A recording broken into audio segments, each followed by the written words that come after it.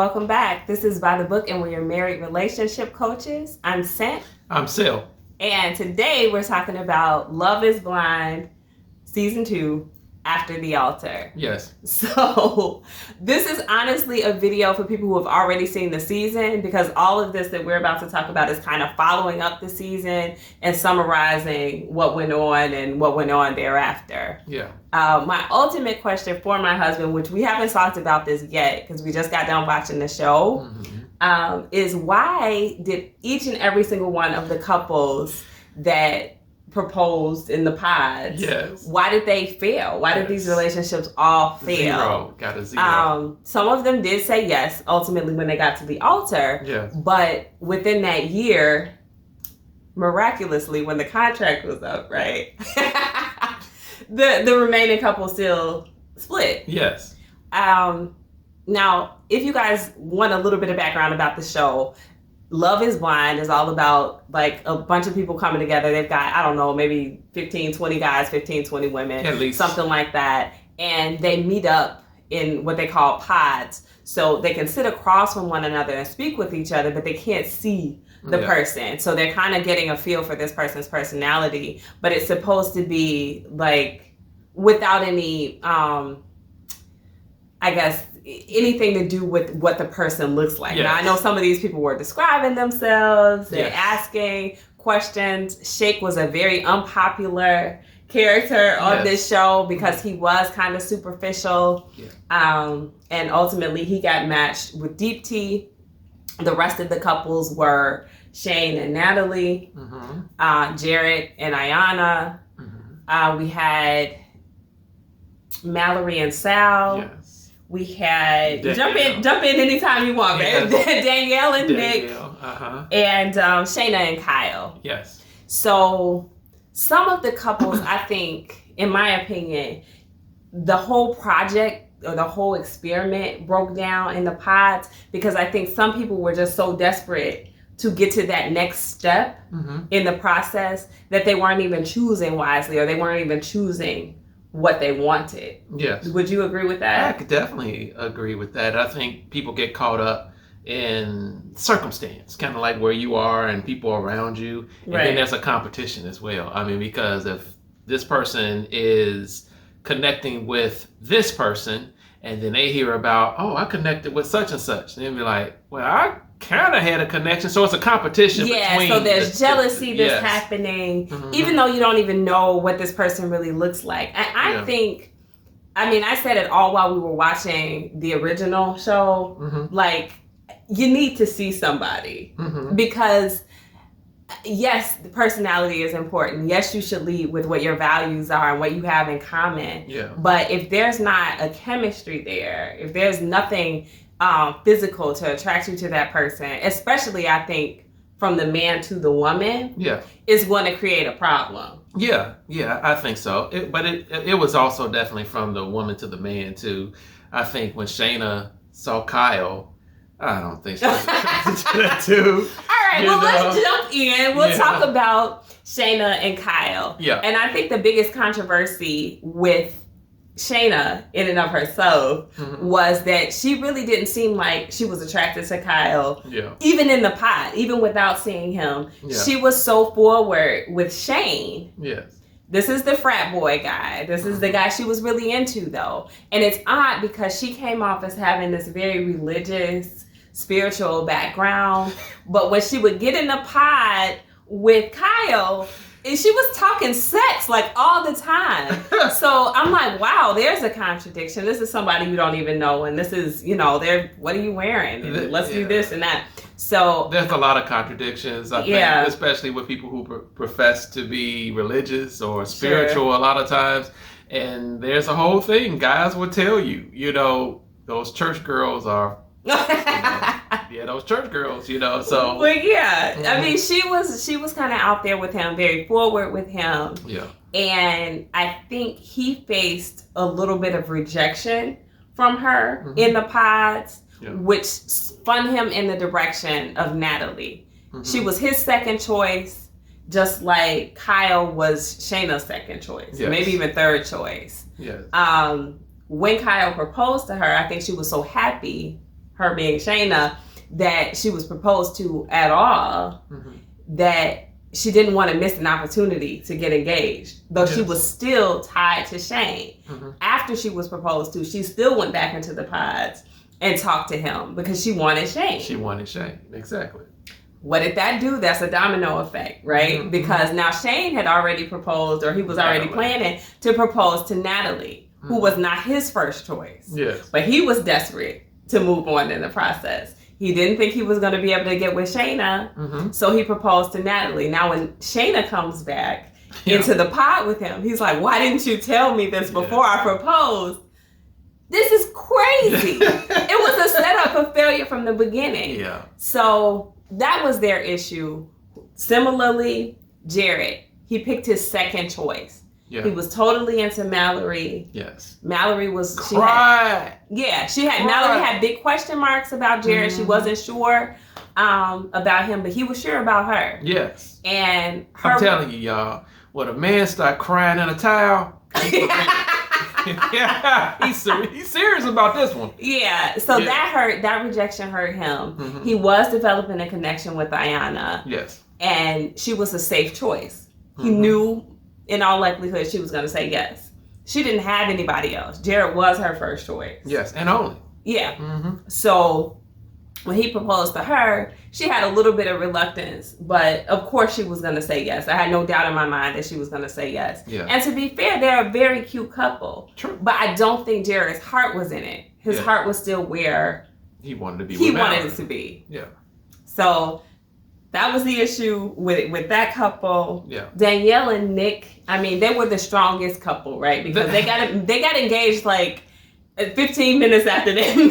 Yes. So it was really, really fast. It was really fast, but along with that quickness, they had a lot of issues. They did have issues. They did. Danielle was very insecure in that relationship. She showed it. She seems, if I'm not mistaken, and it's been a while since we watched the original, but she was a bit younger than him. And her youth very much showed, and I felt like he was going to say no to her at the altar. Yeah. And they kind of surprised me with that. Yeah, he was, I mean, because their relationship was so volatile. I mean, not physically, but verbally. I mean, they went at each other. Yeah. And so you and I were just shocked. We were flabbergasted at the altar when they both said I do. Yeah. Like, no, you don't. Really? You serious? You want to do this? And so we were like really shocked at the outcome. Yeah. I mean, I think these two, they really wanted to be married to somebody. Yeah. I don't necessarily think it was about the process, like being on TV or, becoming a semi-celebrity by being on the show, like I think it is for a lot of couples. Yeah. But I think for them, they actually wanted to be married to somebody. They just were poorly matched with one another. But they were going to make it work. Like, we're going to stay married. So then you had Mallory, who ultimately did get married to someone, but it was Sal. Yes. Now, it was interesting because I don't know, do you think it was the cultural difference between her and Jarrett that made her balk at that potential proposal from him? It could have been. I think at that particular point, I think she said she was usually going for guys like Jarrett, and she was trying to do something different, as far as, because guys like Jarrett, she was attracted to them, but they wasn't working out. So they weren't treating her well. They weren't treating her well. So here comes Sal, serenading her, doing all the right things. Yes. But I don't think she was drawn to him. No. So each of these couples paired up. They go on like this vacation. I would call it a honeymoon, but they're not married yet. They go on the vacation together. They're sharing these experiences. And you see a lot of Mallory and Jarrett.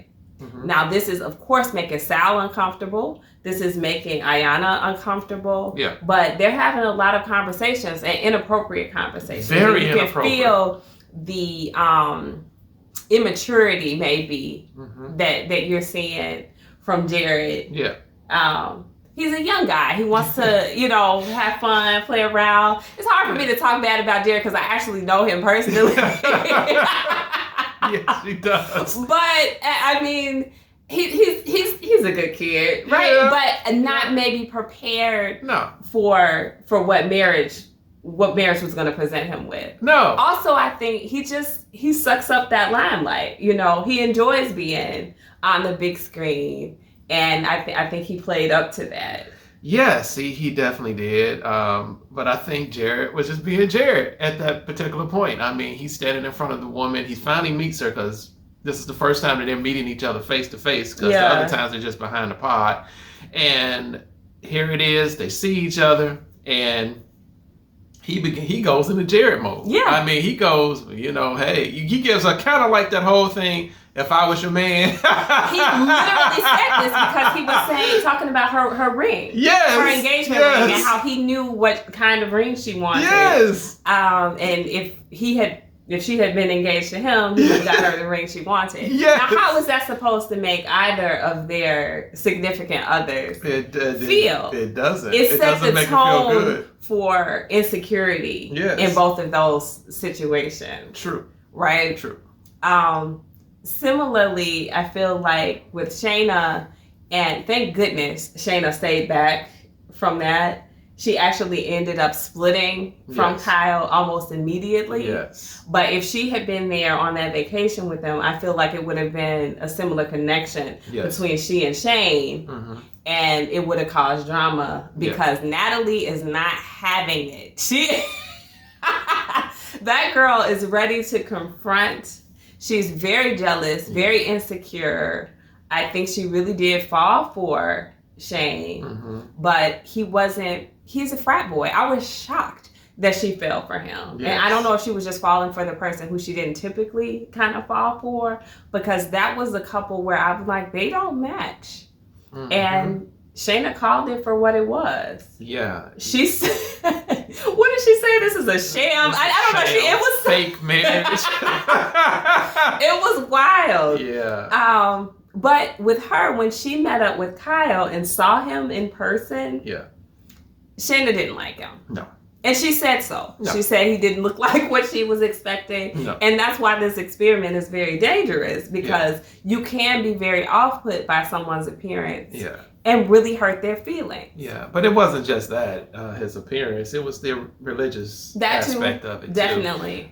Too. It was very important for her to get with someone who was Christian, and Kyle is not. But she knew that in the pods. Mm-hmm. So why did she say yes? You know, just like what you were just alluding to, I believe she wanted to move to the next stage. There was some rejection there between her and Shane. Yeah. And so, rebound. I mean, it happens. Yeah, it happens that's a lot. Fast rebound. It happens. Right there. Yeah. So, additionally, with the I'm not attracted situation, we saw DT and Shake. Now, Shake became everybody's favorite person to hate. Yes. During this season. I still hate him. I feel like he was very raw and uncouth about the way that he treated the situation, but the facts about this that he spoke, I understood. Yes. He said, love is not blind. And that's basically what I'm sitting here saying to you right now. Love isn't blind. He needed to see her. Yes. He saw her and he was unattracted to her. Yes. He felt like she had I don't know, for lack of better words, fat potential. She had the ability to kind of bulk up. And he didn't like that. He was very set on someone being petite. Yes. Someone he could pick up, put on his shoulders if they're at a concert. He was asking weird questions about that. And she is the same nationality as he is. And he hasn't been attracted to that either. No, he basically compared her to his auntie. Yeah. You know, so that whole relationship was doomed from the beginning. But where he really goes wrong is he keeps up the facade of dating her throughout this whole thing. And he talks behind her back. And he talked behind her back. So that's tough. So, yeah. So whatever hate y'all want to send to, what's his name again? Shake. Yeah. Shake. Whatever hate y'all want to send to him, he's well-deserved to. Okay. I mean, I guess, fair enough. He's not my favorite person, but I felt like I could relate to the points that he was making, that he did need to make a connection, and he was having a hard time getting over that physical hurdle with her. It just wasn't appealing to him. But she was very hurt by that. And that's why I feel, very much in defense of her, because it could tear down her self-esteem. She talked a lot about how she had lost a lot of weight and she had self-esteem issues. And I think it's important to keep women and anyone in that situation empowered, and not tear them down. Mm-hmm. So that's why I think we all kind of got behind Deep Tea. Mm-hmm. So that was their situation. We move on to Natalie and Shane. Okay. And Shane was devastated at the altar. Yeah. Him and Natalie, the two of them had a very roller coaster, rocky type relationship. Yeah. They would argue. He was very needy. You didn't see that on the front end. Yes, he needed to be affirmed a lot. Yes, he very much needed that affirmation. And Natalie's very stone-faced, stoic. She's not the type to give it. No. So he would kind of beg for these affirmations. Yes. And she'd be like, am I not doing enough? I'm here with you. But it put her off. Yeah. And that put him off. Mm-hmm. So they would go back and forth, and you would just see that they're not meshing in any way, but they somehow really liked each other. Yeah. So in them having a big fight right before decision day, so to speak, and Natalie saying no at the altar, Shane was devastated. Yeah. I thought he was about to flip it all over. He was he was pissed off. Yeah, he was hurt. He was pissed. Hurt really bad. Yeah. And that was sad to see. Now I'll ask you this. Yeah. Were you surprised that Shayna and Shane didn't hook up? Or do you think they did? I am very surprised that they didn't hook up because while they were in the pods, you could see the attraction growing between both of them. And I mean this for after the altar. And for after the altar? Yeah, after it didn't work out between Shayna and Kyle, after it didn't work out between Shane and Natalie. Yes. When they have a clean slate and an opportunity to freely date one another. Yeah. Did you expect? A little bit yes and a little bit no. The reason why I would say no is because a lot of times when things go bad and things go wrong between a relationship, and people will be like, okay, he should have went with this other one in the first place. Yeah. And so it's the obvious kind of choice or whatever for other people. And a lot of times that obvious choice does not pan out. Most of the time it does not. But I'm surprised they didn't try it, because it seemed like there was so much sexual tension between the two of them. It seemed like there was definitely a connection and an attraction that was much more natural than what they had with their respective partners that they chose. Yeah. So I am kind of surprised that they didn't pursue it. And I think Natalie is surprised that they didn't pursue it too. Yeah. Because as you see after the altar, she's still very hurt and very hung up on the fact that she thinks they had something going on, at least in a flirtatious manner, behind her back. Yeah. She claims that there were DMs happening where they were talking about what their sexual relationship could have been, and just very inappropriate. And the crazy thing is to see them both flat out deny it. Yeah. And we don't know who to believe. Yeah. So of course I'm like, where are the receipts? Show me, show me what you saw, so we can decide for ourselves if it was inappropriate. Yeah. Because somebody is lying here. I'm a big advocate for, I know that things can be misunderstood. I know that two people can look at the same thing and see it two different ways. But when you say that someone was talking about what their sexual relationship could have been, that's clear cut. There's not a lot of blurry lines there. So either that happened or it didn't happen. And I think I need to know who's lying. If I had to venture a guess, you guys let us know what you think. If I had to venture a guess about that, I'm going to say Natalie's lying. It does appear that way, especially since they asked everyone in the cast at the end of the show, did you see any messages? And they were like, no, I didn't see any messages, so it's two people's word against one, so right about now, I'm gonna go with the 2. Because if she saw those messages, she should have screenshotted them. I would have screenshotted them. Yeah. And I would have been like, fine, y'all don't believe me? Here's the receipts. Yes. That's all she had to do. Yes. So it seems like she kind of embellished that story. It does seem like that. And then especially she talked and she told everybody. Everybody there knew about these messages. Mm-hmm. Shayna shows up with her brand new fiance. And she doesn't say anything. I mean, if I'm in a talking mood, I done told everybody, yeah, I'm about to make a beeline right on over there, and I'm about to confront that person. and everybody know too, because I done told everybody. And I showed them the receipts. Yes. That's what she should have said. Yeah. But she didn't have them because she made it up. She wanted to turn everybody against Shayna. Mm-hmm. And I'm going to say, I'm not like a huge Shayna fan. Yeah. But I think that was kind of weak of Natalie to try to convince everybody like, I don't like her and y'all don't like her either. Yes. Because this is what she did. Yes. Yes. Last 2 things I want to talk about.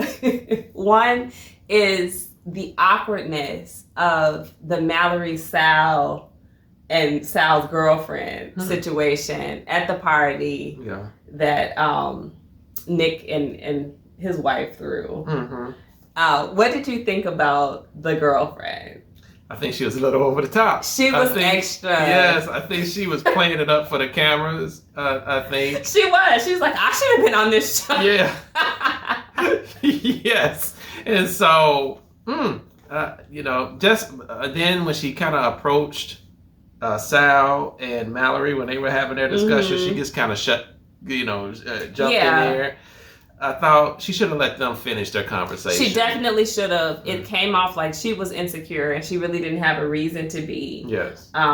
She's there. She's very extroverted. Yes. Showing her personality. He's proud of it. He's showing her off. Mm-hmm. So she didn't really have a need to come in there and insert herself into their conversation. And then she wants to speak to Mallory privately. And then she says to Mallory, I wasn't worried about you. Yeah. And Mallory's like, you didn't have to come and talk to me.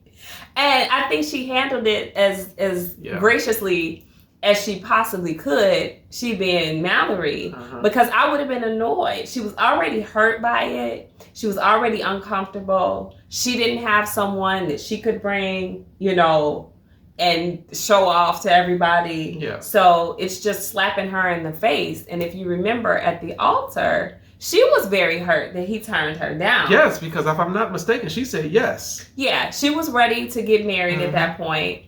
I think that he had seen enough in terms of her still being interested in Jarrett. And then he shares the story of her kind of standing him up where he's waiting on her, waiting for, I guess, them to meet up for a date of some kind.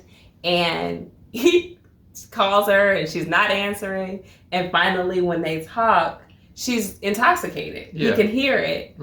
And he just started going back to the apartment.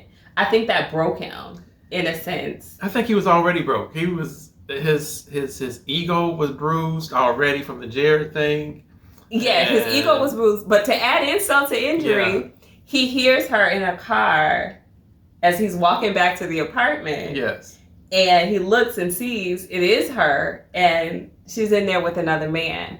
Now, Mallory's explanation is that this is a lifelong friend of hers. Yeah. But what's a man to think when you stand him up and then he sees you in a car with someone else? True that. But if it was my fiance in a car with a man I don't know and she's intoxicated, I'm not going anywhere. I'm about to find out. Quick, you got to run down the car. They're in the car. He was walking. I don't care. I'm about to find out. I'm not going to no apartment. I'm not doing any of that. I'm about to find out exactly what's going on. Okay, fair enough. And it's just not going to go down like that. I'm not about to sulk, Yeah. I ain't about to cry. I'm not about to do any of that type of stuff. I'm about to find out why you in this car and who is this guy? If he's such a good friend, how come I don't know about him? Yeah. And so we it's about to go down. 4 flat tires. So that made up his mind, I think, right then and there. but it also gave me some insight as to why he was so like flashy and forward with his new girlfriend. Because I think he really kind of wanted to stick it to Mallory. And he did. She definitely hurt him, and he definitely got some revenge at that party in showing this girlfriend off and having her come in her little dominatrix outfit and making Mallory feel very uncomfortable. That was tough. It was very tough. I think she handled it pretty well. And it did get her to reevaluate her closing people off, especially when she starts to feel for them and then she gets emotionally invested. And so it's one of those things. I mean, some people move fast, some people move slow, some people could be perceived as being guarded. However, this is just how they are, and this is how they process things. It is, but anytime you're on one of these types of shows, you have to understand that it's going to move fast. If you're a slow mover, probably, don't sign up for the show. Exactly. So finally, I want to wrap it up with just talking about why you think Jarrett and Ayanna split, and why you think Nick split. With Danielle. Well, Nick and Danielle, like I said, they had a tumultuous relationship from the jump street. But they looked happy. They did. After the altar, they looked like they had pretty much resolved that stuff. They're throwing a party together. They're very affectionate. We didn't see them highlight their issues that they were having in the same way that we saw Jarrett and Ayanna's issues very much on the forefront of the show. But I'm remembering the recap show, and they said once the camera's on the way, then all the problems on the way. Sure. And I didn't believe that then, and I don't believe that now. I believe at that particular point, she had a lot of insecurity issues, and that made their relationship very hostile. And so without going to some type of therapy and learning how to process that, those issues are still there. And I believe some kind of way those issues came back up. He didn't know how to handle it, and thus the divorce ensued. Now with Jarrett is a very single-minded man. Very. And so it's hard sometimes for a man to make that flip in his mind of single to married, and it is difficult a lot of times because when you're single, you living for you. You thinking about you. You processing everything for you. When you're hungry, when you need clothes, when you need whatever, it's all about you. But then when a wife enters in, it's not all about you. It's about her, because guess what? Her needs are supposed to come before yours. And she has needs that aren't tangible needs like that. Like, I need clothes, I need food. No, she has needs like, I want you to be home at night. And he's having difficulty with that. And it was frustrating to see, because I feel like he had the best of intentions. It seemed like he wanted to be with her. I did feel like with them being very different in personality styles, her saying she was a homebody and knowing him to be like a party guy. He's always out. He's playing sports. He's at the club. He's doing jobs at the club. He's doing security or bouncing and, bartending. It lends itself to that nightlife, which is something that Ayanna is just not about that life. And she probably, it sounded like she would hang out with him for a while, but come 2:00, she's ready to go home. And it's so hard. It doesn't resonate with me why he couldn't reel himself in at that point, feeling like he had to be the life of the party, do some more shots, stay out a little longer. Identity is crucial. And if he was identifying, and since it sounds like he was identifying himself as the party guy, he had to make that whole thing come alive. He had to be the one that's calling for shots and body shots and all of this different type of stuff.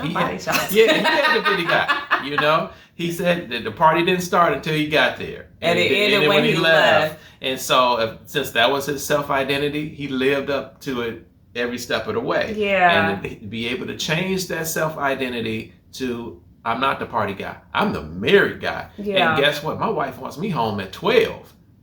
I'm going home. I'm going home to my wife. I think it's an age thing too. I mean, I think Jarrett is about, he's in his early 30s, like maybe 32, 33, something like that. I'm pretty sure. By that time, you should be kind of making that adjustment. I don't think that our men in our culture mature at that rate, usually. I think he's still feeling that, you know, I want to live this life out.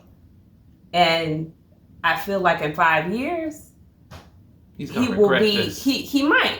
But if he doesn't, whether he does or not, I think that he will have learned from this experience, and I think he'll know how to reel himself in a little bit differently, and he'll be all the better for whomever he chooses at that point. Yes. Okay, well, let me ask you this, as this video is going a little longer than we anticipated. When he sat down, or when they sat down with their respective parents, and he was saying all the right things, you know, I'm changing everything right about now, and I've been thinking about being a party guy, and I have my wife home, and I'm going to be at home with my wife. You know, he's basically, as the older generation would say, he's selling wolf tickets. So he's going through all of this different type of stuff. Why do you think he was able to process and say the right things, but not do or lead up, you know? Yeah, just like you said, I mean, he self-identifies as the party guy. I'm assuming that he didn't stop doing what he did. We don't know that for sure. Yeah. It could be that at that point it had been too much damage done, and Ayanna was closed off to him and didn't give him a fair shot. Yeah. He does know what to do. And I think in a lot of instances in relationships, we do know things that we need to work on. Yeah. But it may not be the easy thing, and so we may not choose it.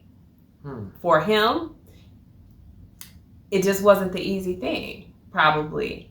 And it probably would have also been better for him if he was with someone who was more aligned with his style of living.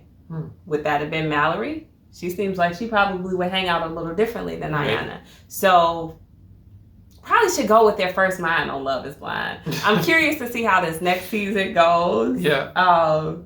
Hopefully we can keep up and give you guys updates on that as the show itself progresses, and not wait all the way until after the altar. Yes.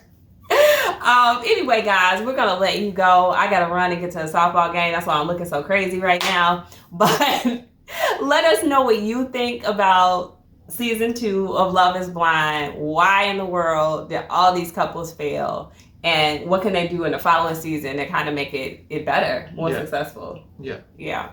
All right, guys. Like, share, comment, subscribe. We'll talk to you soon.